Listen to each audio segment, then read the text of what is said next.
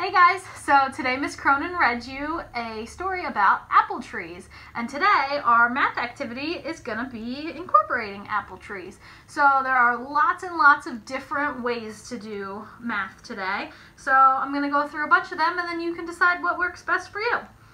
So one of the things attached in our email today was the apple tree fingerprint counting. So to do that, very simple, you'll see a number by a tree, and that's how many apples you have to put on the tree. So if I look here, the first number is 5. So I have some red paint here in a bowl. I would put my finger in the paint and put 5 apples. 1, 2, 3, 4, 5. 5 apples. Then I would go to the next one. If you don't want to get your finger messy, you could also use a Q-tip. So for my next tree, I see the number 2. So I would do 1, 2 apples. You could also use a paintbrush, whatever you want to do. If you don't have a means to print out the worksheet we sent you, just draw your own trees. So here I have just a blank piece of construction paper. And you can draw very, very simple trees.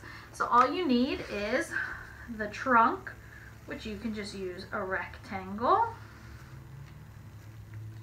and the leaves, which kind of just looks like a big cloud. So you could draw a bunch of different trees. Same thing, you could either use the paint with your finger, you could paint with the Q-tip, you could use the marker to color your apples on, crayons. Another thing you can do is use a material such as Cheerios. So I could either on this worksheet add my own numbers, or I could use number flashcards and then just keep reusing the same tree if I am moving something on and off of it.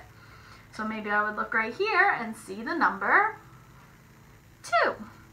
So I could take 2 Cheerios and pretend that those are apples and put them in my tree. And then I could clear them off, pick another number. Ooh, this time I got 8. So I could put 8 on my tree. 1, 2, 3, 4, 5, 6, 7, 8. Another thing you could do is use Play-Doh. So I didn't have any red Play-Doh, but apples actually come in lots of different colors. They can be red, they can be green, and they can be yellow.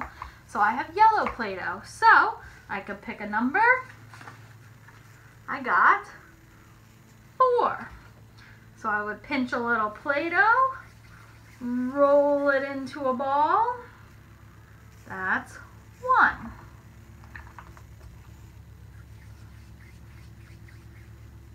That's 2.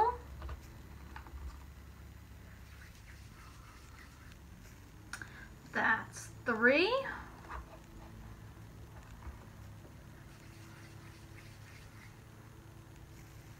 And that is 4. And that's it. If I wanted to practice writing my numbers after I do that to a tree, I could write the number 4. So there's also another worksheet that we added to today's email where you can just count the number of apples and write the number next to it. We also included an apple counting puzzle. So I think that one might be counting seeds if I'm not mistaken. So you would count the seeds, find that corresponding number, and then match those 2 puzzle pieces and put it together. One more idea is that you could also go outside, draw a great big tree using your sidewalk chalk, and maybe you want to use pine cones or something you can find outside to do your counting. So you have lots of different options, indoor, outdoor.